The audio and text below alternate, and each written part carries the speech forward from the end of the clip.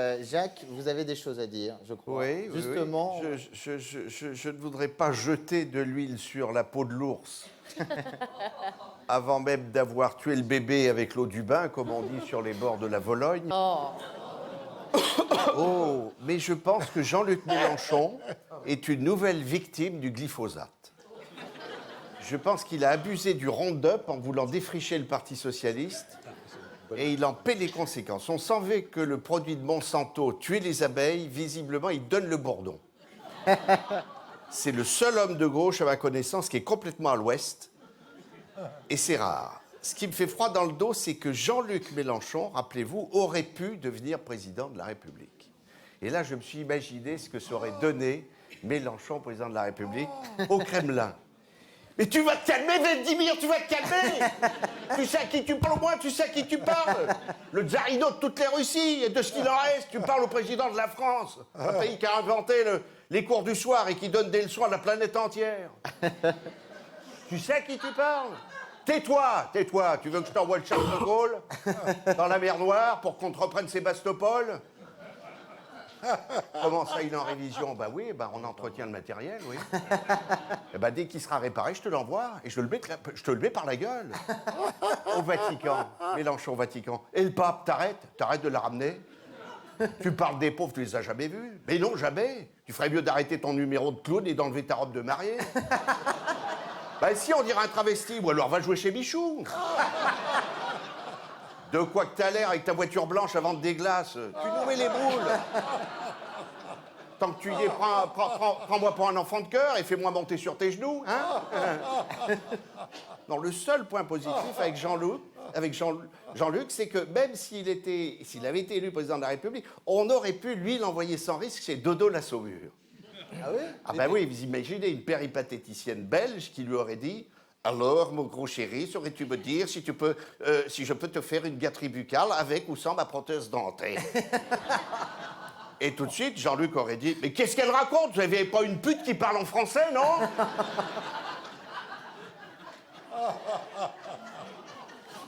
Dès la première approche, de toute façon, il se serait mis à éructer. « Ne me touche pas, ne me touche pas, ne me touche pas. Tu sais que je représente la République, non ?»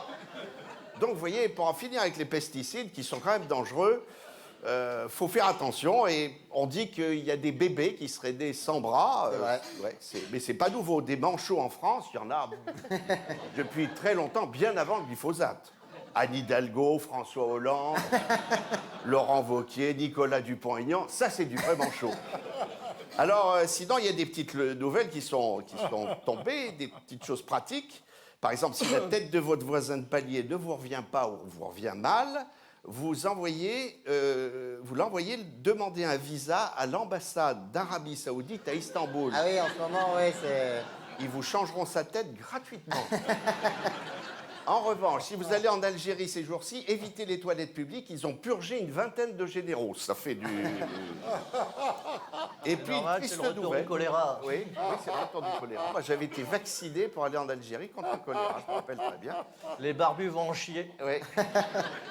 Une triste nouvelle. Robert Forisson est mort. Oh. Ça fait de la peine. Ça fait de la... Toi aussi. Ah oui. Mais une bonne nouvelle, il est mort à Vichy. C'est vrai?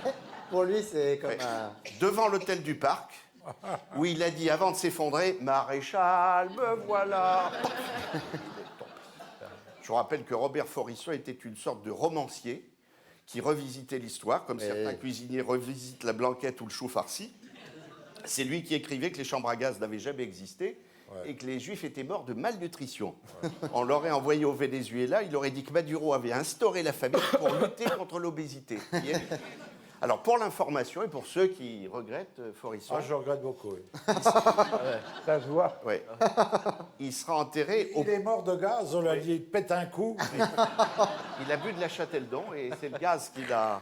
Il sera enterré au parc floral de Vichy. En fait, il a jamais existé. Oui. c'est ça. Non, moi je pense que... Voilà, c'est- je doute de On son a un existence. doute. Les croisés de C'est pas. Dieudonné, il est en deuil, Ouais. il était noir.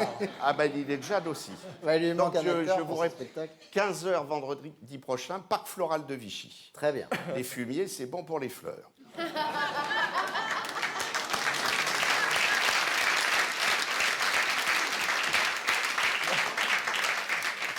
Alors- Florisson, oui. Je voudrais rendre hommage aux journalistes et à tous ces commentateurs de chaînes d'infos en continu qui ont été obligés, pendant plus de 2 semaines, de commenter et d'expliquer un remaniement ministériel qui n'arrivait pas. C'était affreux. Je ne sais pas si vous avez C'était suivi terrible. ça, c'est de voir tous ces malheureux obligés de parler de ce qui ne se passait pas. On aurait dit des Ikea de l'info, vous savez. Ils essayaient de meubler, mais ils manquaient toujours un truc, quoi. C'était terrible. Une horreur. Alors, de guerre, là, s'ils lançaient des noms comme des rots entre 2 bouchées, et puis plus rien. Il y en a même un qui a lancé que le remaniement serait encore beaucoup plus large que ce qu'on avait imaginé. Il a vu juste. Un qui m'a ému, c'est Bruno Jeudi, dont on parlait. Lui, malgré son nom, il était là tous les jours.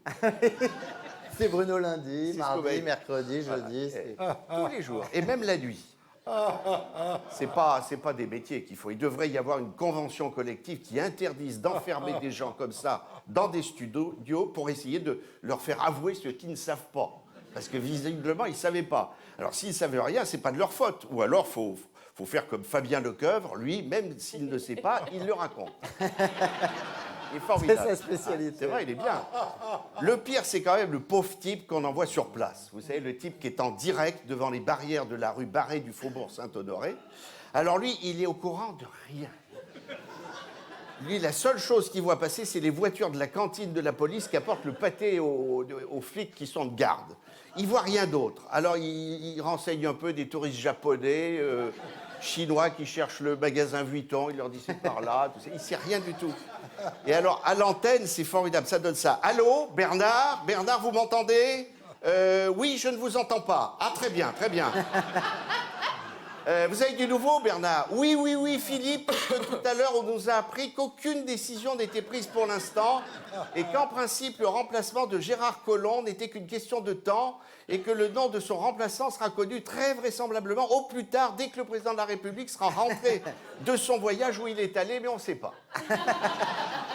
Et ce qui est merveilleux, c'est que le type en studio qui répond « Merci Bernard pour cette précieuse information. » C'est exactement ça. Ah, exactement ça. Je ne sais pas ce qu'en pense le CSA, mais une 5e chaîne d'infos en continu, ça serait pas trop quand même. Jacques Maillot.